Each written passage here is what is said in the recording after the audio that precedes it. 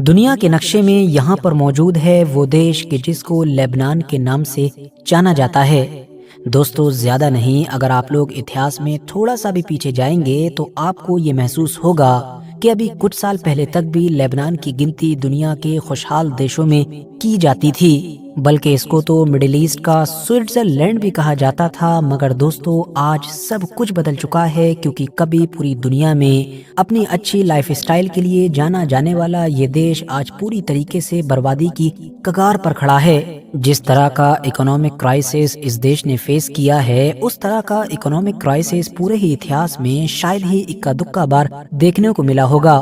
اس کے علاوہ پورے دیش کی لگ بھگ 70 سے 80% آبادی غریبی ریکھا کے نیچے پہنچ چکی ہے۔ ہر 10 میں سے لگ بھگ 7 سے 8 لوگ بے روزگار ہیں، جبکہ انفلیشن ریٹ بھی 171% کے ساتھ ریکارڈ پر پہنچا ہوا ہے۔ جہاں ایک طرف ابھی صرف 1.5 سے 2 سال پہلے تک بھی ایک امریکی ڈالر کے بدلے میں لگ بھگ 1500 لیبنانیز پاؤنڈ مل جایا کرتے تھے، وہیں اب صرف ایک امریکی ڈالر کے بدلے میں ہی آپ لوگوں کو لگ بھگ 89 سے 90 ہزار روپے مل جائیں گے۔ ہاں دوستو، آپ لوگ بالکل صحیح سن رہے ہیں، 90 ہزار روپے۔ پچھلے 150 سال کے اندر اس طرح کا کرائسس کسی بھی دیش میں نہیں آیا ہے کہ جس طرح کا کرائسس لیبنان نے فیس کیا ہے۔ چاہے ہاسپٹلز ہوں، کالجز ہوں، اسکولز ہوں، بینکس ہوں، لگ بھگ ہر ڈپارٹمنٹ ہی اسٹرگل کر رہا ہے۔ گورنمنٹ کے پاس ٹیچرز یا پھر ڈاکٹرز وغیرہ کو تنخواہ دینے کے لیے پیسے ہی نہیں ہیں۔ یہی وجہ ہے کہ پچھلے 2-3 سال میں ہی لیبنان کے اندر گورنمنٹ کے خلاف بہت بڑے بڑے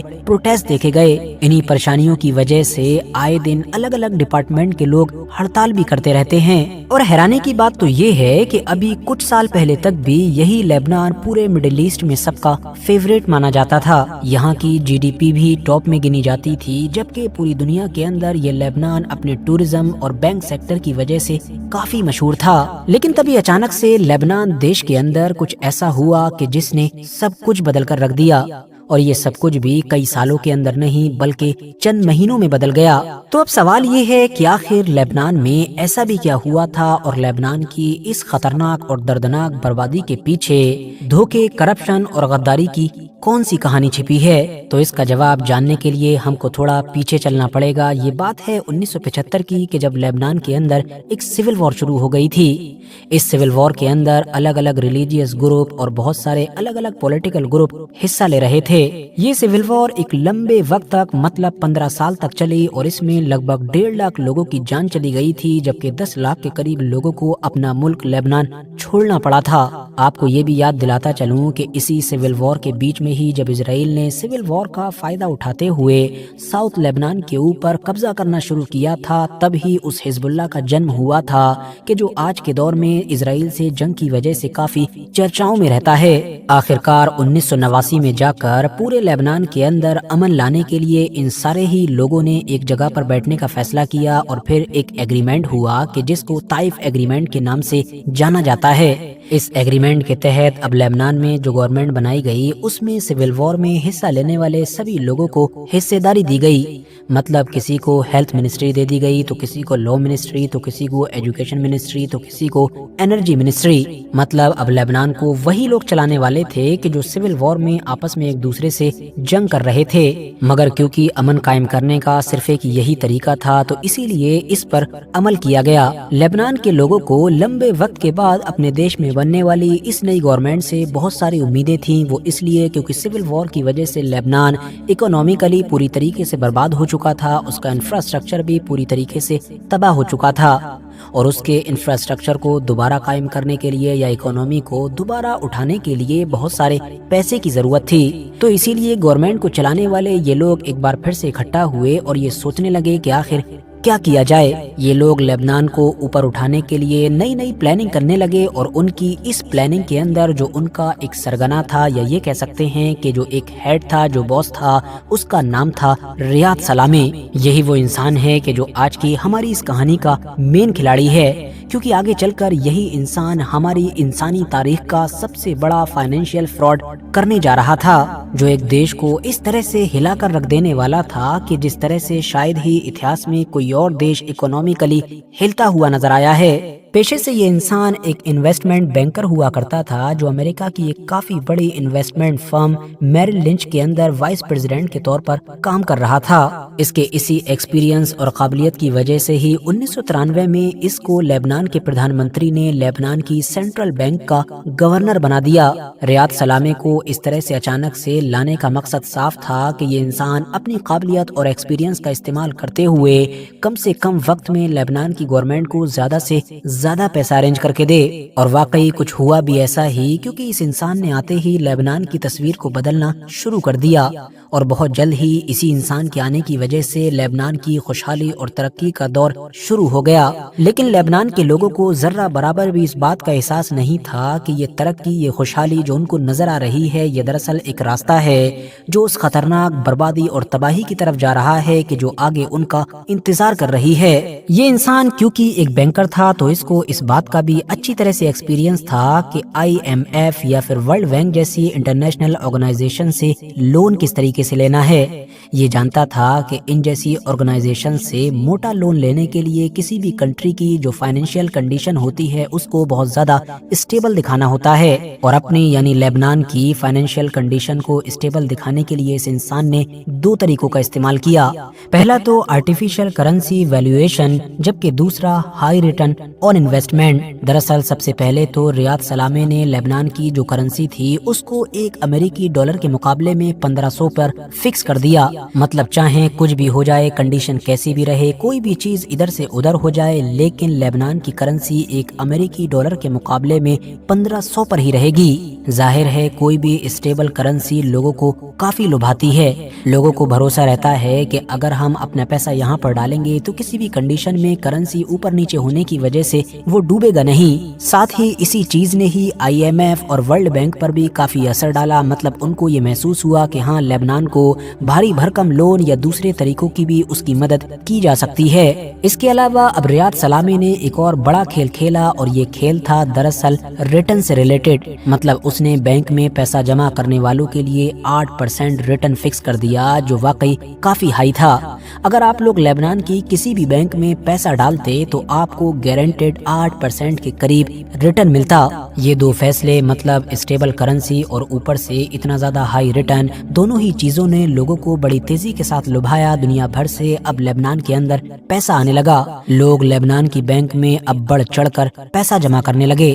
وہ لبنانی لوگ کہ جو دنیا کے الگ الگ دیشوں میں رہ رہے تھے، انہوں نے بھی اب لبنان کی بینکس کے اندر اپنا کھاتہ کھلوا کر اس میں باہر سے یوروز، پاؤنڈز یا ڈالرز وغیرہ بھیجنے شروع کر دیے۔ لبنان کے اندر اب مانو پانی کی طرح پیسہ آ رہا تھا۔ اب جب پیسہ بھی بھر بھر کر آنے لگا تو گورنمنٹ نے ٹورزم سیکٹر کو بھی پروموٹ کرنے کے لیے اس پیسے کا ایک بڑا حصہ اپنے انفراسٹرکچر پر خرچ کرنا شروع کر دیا۔ لبنان کے جو پہلے سے ہی اپنی بہت ساری ہسٹوریکل چیزوں کو لے کر جانا جاتا ہے، اس کا شہر بیروت اس نئے دور میں بھی اب اپنی نائٹ لائف کو لے کر پورے مڈل ایسٹ میں مشہور ہو گیا۔ ہر سال لاکھوں کی تعداد میں لوگ بیروت میں گھومنے کے لیے آ رہے تھے، مطلب ٹورزم بھی اوپر جا رہا تھا۔ وہ بینکرز کے جو ابھی کچھ وقت پہلے تک پریشان رہا کرتے تھے اب کروڑوں میں کھیل رہے تھے۔ لبنان کے لیے مانو سب کچھ اچھا چل رہا تھا، مگر پھر سن 2011 میں مڈل ایسٹ کے اندر عرب اسپرنگ کا آغاز ہوا، اور جیسا کہ ہم جانتے ہیں کہ اس کی چپیٹ میں بہت سارے دیش آئے۔ اس نے مڈل ایسٹ کو ہلا کر رکھ دیا تھا، جس کی وجہ سے اب وہ مدد کہ جو لبنان کے پاس آ رہی تھی اس کا ایک بڑا شیئر الجیریا، لیبیا، یمن اور سیریا جیسے دیشوں کو بھی جانے لگا، اور بچی کچی کسر اس وقت پوری ہو گئی کہ جب لیبیا کے اسی پڑوسی دیش یعنی کہ سیریا کے اندر اسی عرب اسپرنگ کے ساتھ ہی سول وار کا بھی آغاز ہو گیا۔ ایک ایسی سول وار کہ جو آگے چل کر سیریا کو تو برباد کرنے والی تھی ہی، مگر اسی سول وار کی وجہ سے لگ بھگ 10 سے 15 لاکھ کے قریب لوگ اپنا ملک یعنی سیریا چھوڑ کر لبنان آنے پر مجبور ہو گئے۔ اتنے چھوٹے دیش لبنان کے اندر ایک ہی بار میں اتنی بڑی تعداد میں ریفیوجیز کے آنے کی وجہ سے اس کی اکانومی پر بھاری بوجھ بڑھ گیا۔ ان تمام حالات میں ریاض سلامے کی بنائی گئی وہ جو اسکیم تھی جس کے تحت لبنان کا پورا فائنینشیل سسٹم چل رہا تھا، وہ بھی خطرے میں آ چکی تھی، کیونکہ ایسے حالات کو دیکھ کر اب جو فورن انویسٹرز تھے وہ لبنان میں پیسہ انویسٹ کرنے سے کافی گھبرا رہے تھے۔ ریاض سلامے نے ایک بار پھر سے اپنا دماغ چلایا، مگر اس چیز کا توڑ نکالنے کے لیے ریاض سلامے نے جو کیا وہ دراصل بینک ہسٹری میں پہلے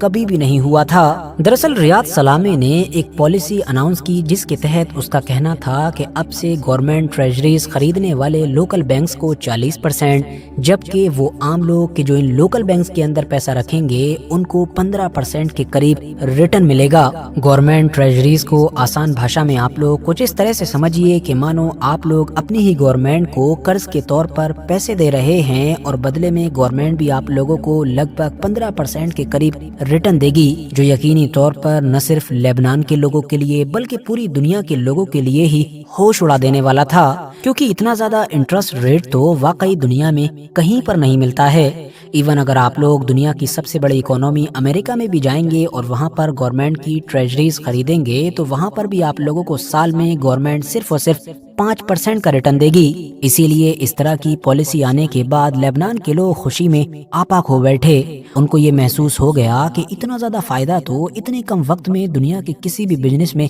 نہیں ہونے والا ہے۔ انہوں نے اپنا تمام پیسہ اب بڑی تیزی کے ساتھ لوکل بینکس میں رکھنا شروع کر دیا۔ ایون بہت سارے لوگ تو اب اپنا گھر وغیرہ یا باقی پراپرٹیز کو بیچ کر وہ پیسہ بھی لوکل بینکس میں رکھنے لگے تاکہ سال کا 15% کما سکیں۔ دوسری طرف لوکل بینکس ان سارے پیسوں سے گورنمنٹ ٹریجریز خرید رہی تھیں جن کے بدلے میں ان کو 40% ریٹرن مل رہا تھا، جس میں سے وہ کچھ حصہ یعنی 15% کے قریب کا حصہ لوگوں کو دے رہی تھی۔ ایک بار پھر سے بڑی تیزی کے ساتھ اب لبنان کے اندر دنیا بھر سے پیسہ آنے لگا، اسپیشلی تیل سے مالا مال گلف کنٹریز سے تو مانو لبنان میں پیسوں کی بارش ہو گئی۔ سبھی کو ایسا لگ رہا تھا کہ مانو لبنان نے تو پیسہ چھاپنے کا کوئی سیکریٹ ڈھونڈ نکالا ہے اور اس سیکریٹ کے ذریعے سے ہر کسی کو ہی فائدہ کمانا تھا، تو ہر کوئی اب بڑھ چڑھ کر پیسہ جمع کر رہا تھا۔ لوگوں کو تو یہی لگ رہا تھا کہ ان کا جمع کیا ہوا پیسہ ہر سال 15% کے قریب بڑھ رہا ہے، مطلب ان کو ریٹرن دے رہا ہے،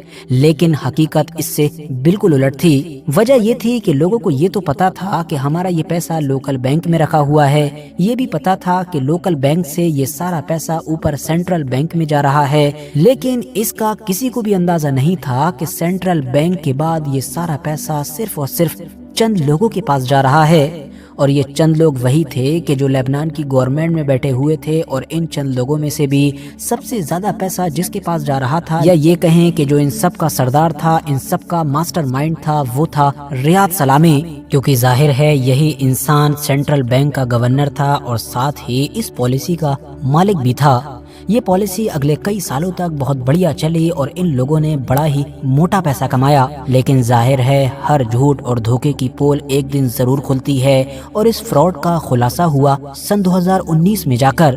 دراصل ہوا یہ کہ ابھی تک تو کوئی بھی انسان پیسے نکالنے میں زیادہ انٹرسٹڈ نہیں تھا، کیونکہ ہر انسان چاہتا تھا کہ وہ زیادہ سے زیادہ پیسے بینک میں رکھے اور 15% کے قریب ریٹرن کمائے، اور ویسے بھی جب بھی یہ لوگ اپنا اکاؤنٹ اسٹیٹمنٹ دیکھتے تو ویسے بھی خوش ہو جاتے، کیونکہ اکاؤنٹ اسٹیٹمنٹ میں تو بڑے بڑے نمبر دکھائی دیتے تھے۔ لیکن پھر ہوا یہ کہ جب بھی کوئی انسان اپنے پیسے بینک میں نکالنے کے لیے جاتا تھا تو بینک والے ادھر ادھر گھما دیتے تھے۔ یہیں سے لوگوں کو شک ہونا شروع ہوا۔ بینک والے یا تو اور لالچ دے دیتے تھے کہ ابھی بھائی پیسے کیوں نکال رہے ہو، ابھی تو انٹرسٹ ریٹ اور بھی بڑھنے والا ہے، یا پھر پیسے نکالنے کے لیے آنے والے انسان سے حد سے زیادہ سوال جواب کرتے اور اس کے بعد اس سے کہتے کہ اگلے ہفتے آ کر آپ اپنے پیسے نکال سکتے ہیں، اور اگر وہ اگلے ہفتے بھی پہنچ جاتا تو کسی نہ کسی دوسرے طریقے سے اس کو ڈائیورٹ کرنے کی کوشش کی جاتی۔ اسی سے ہی لوگوں کو شک ہونے لگا تھا، اور جن جن لوگوں کو شک ہو رہا تھا وہ ان چیزوں کو سوشل میڈیا پر بھی شیئر کر رہے تھے، جس کے بعد دھیرے دھیرے اس سے جڑی ہوئی خبریں، اس سے جڑی ہوئی بہت ساری پوسٹ اب لگ بھگ لبنان کے ہر انسان تک پہنچنے لگیں، اور اچانک سے پورے ہی لبنان کے مارکیٹ میں پینک پھیل گیا۔ ایک ہی دم سے سارے لوگ اب لبنان کی سڑکوں پر نکل آئے، بینک کے باہر کھڑے ہو گئے، لمبی لمبی لائنز لگ گئیں اور ہر طرح سے کوشش کرنے لگے کہ وہ اپنا پیسہ نکال لیں، لیکن لاکھ کوششوں کے باوجود کوئی بھی انسان اپنے ہی بینک اکاؤنٹ سے اپنا پیسہ نہیں نکال پا رہا تھا۔ گورنمنٹ کسی بھی انسان کو اس کے اکاؤنٹ میں پڑے ہوئے ٹوٹل بیلنس میں سے 30% سے زیادہ وڈرو نہیں کرنے دے رہی تھی۔ لوگوں میں اب دھیرے دھیرے غصہ اور خوف بڑھتا چلا گیا، کیونکہ ان کو محسوس ہو چکا تھا کہ ان کے ساتھ بہت بڑا فراڈ ہو چکا ہے۔ دوسری طرف بگڑتے ہوئے حالات کو دیکھ کر اب گورنمنٹ کے بھی ہاتھ پیر پھول چکے تھے، اور ایسے ہی حالات میں اب لبنان کی گورنمنٹ نے 2019 اکتوبر کے مہینے میں ایک اور بڑا اور عجیب و غریب فیصلہ لیا۔ فیصلہ یہ تھا کہ لیبنان میں سب سے زیادہ استعمال ہونے والے سوشل میڈیا ایپ مطلب واٹس ایپ پر ٹیکس لگا دیا۔ بس پھر کیا تھا، اسی کے ساتھ اب لوگوں کے صبر کا باندھ پوری طریقے سے ٹوٹ چکا تھا۔ لوگوں نے پورے ہی لیبنان کے اندر اب بڑے لیول پر گورنمنٹ کے خلاف پروٹیسٹ شروع کر دیے۔ بینکس کے باہر اکٹھی ہونے والی بڑی بڑی بھیڑ بینکس کے دروازے توڑ کر اب بینک کے اندر بھی گھسنے لگی، لیکن اندر تو پیسہ ہی نہیں تھا، کیونکہ پیسہ تو بہت پہلے سے ہی یہ فراڈ کرنے والے لوگ لگاتار لیبنان سے باہر دوسرے دیشوں میں بھیج رہے تھے۔ لوگ پوری طریقے سے اپنا آپا کھو چکے تھے، کیونکہ ان کے اکاؤنٹس میں تو کہنے کو کروڑوں روپے پڑے تھے، لیکن ان کی جیب میں پھوٹی کوڑی نہیں تھی۔ حالات اتنے بگڑتے چلے گئے کہ صرف 1 مہینے کے اندر ہی لیبنان کی پوری اکانومی کولیپس کر گئی۔ اس کرائسس کی وجہ سے لیبنان کی کرنسی بھی فوراً لگ بھگ 6000 گنا گر چکی تھی۔ سارے فورن انویسٹرز بھی اگلے کچھ ہفتوں کے اندر ہی بڑی تیزی کے ساتھ گھبرا کر لیبنان سے بھاگ چکے تھے۔ حالات ایسے ہو گئے کہ گورنمنٹ کے پاس اب نوکری کرنے والے لوگوں کو دینے کے لیے سیلریز ہی نہیں تھی۔ کرنسی کے ایک ہی بار میں اتنا زیادہ گر جانے کی وجہ سے اب ہر چیز کے پرائز بھی لگ بھگ 1000 گنا بڑھ چکے تھے۔ لوگ اپنی پرسنل چیزیں لے کر سڑکوں پر پھر رہے تھے تاکہ ان کو کوئی خرید لے تو وہ اس سے کھانا خرید سکیں، اپنے بچوں کی فیس جمع کر سکیں یا پھر بجلی کے بل بھر سکیں۔ لیکن ظاہر ہے کنڈیشن تو سب کی ہی سیم تھی، تو یہ چیزیں خریدتا بھی کون؟ حالات اچانک سے کتنے زیادہ خراب ہوئے، اس چیز کا اندازہ بس اسی بات سے لگایا جا سکتا ہے کہ اس پورے اکنامک کرائسس سے پہلے جو انسان 900 پاؤنڈ کما رہا تھا، اس انسان کے انہی 900 پاؤنڈ کی قیمت اچانک سے 50 پاؤنڈ میں بدل گئی تھی۔ کبھی پورے مڈل ایسٹ میں اپنے اچھے اور اونچے لائف اسٹائل کے لیے جانا جانے والا یہ لیبنان آج بھی اکنامیکلی بڑی ہی بری طریقے سے اسٹرگل کر رہا ہے۔ یہاں کی آج بھی 30% کے قریب آبادی ایسی ہے کہ جس کے بارے میں مانا جاتا ہے کہ وہ 2 وقت کا کھانا بھی صحیح طریقے سے افورڈ نہیں کر سکتی ہے۔ کبھی ڈاکٹرز، کبھی پولیس والے، تو کبھی کسی دوسرے سرکاری ڈپارٹمنٹ سے جڑے ہوئے لوگ لیبنان کے اندر اکثر اسٹرائک کرتے رہتے ہیں۔ ظاہر ہے جب کہیں پر غریبی بڑھتی ہے، حالات خراب ہوتے ہیں تو کرائم ریٹ آٹومیٹیکلی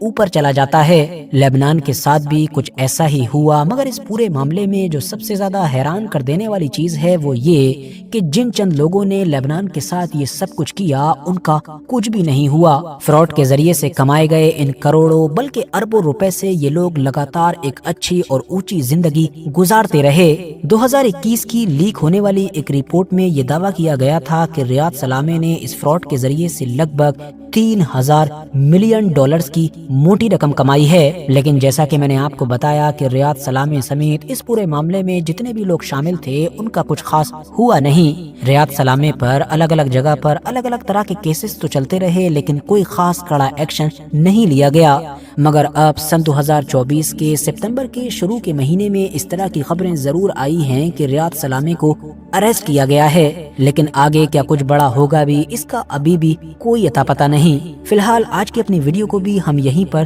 ختم کرتے ہیں۔ ویڈیو اگر آپ لوگوں کو واقعی انفارمیٹیو لگی ہو تو لائک کرنے کے ساتھ ساتھ دوستوں کے ساتھ ضرور شیئر کریں، اور ایسی ہی نالجیبل اور ہسٹوریکل ویڈیوز ہمیشہ دیکھنے کے لیے ہمارے اس چینل کو سبسکرائب کرنے کے ساتھ ساتھ بیل آئیکن کو ضرور پریس کریں۔